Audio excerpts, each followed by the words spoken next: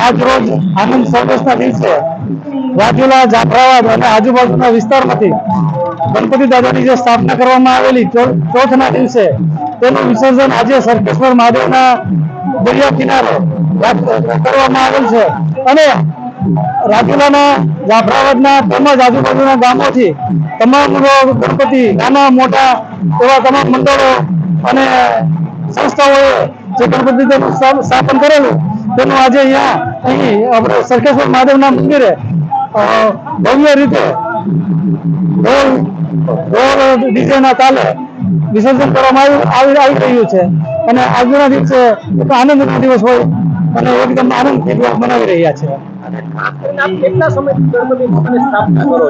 લગભગ હું માનું ત્યાં સુધી મને યાદ છે ત્યાં સુધી મારે ઘરે અને અમારા મંદિરે અમારા મંદિરે એટલે 25 વર્ષ પહેલા ગણપતિ દાદાની સ્થાપના કરેલી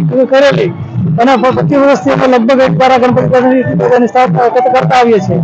અને વિસર્જનમાં પણ લગભગ સરકેશ્વર જ આવીએ છીએ. પહેલા 2 વાર અમે જાફરાબાદ વિસર્જન કરેલું પણ પછી અહીંયા જ કરીએ છીએ.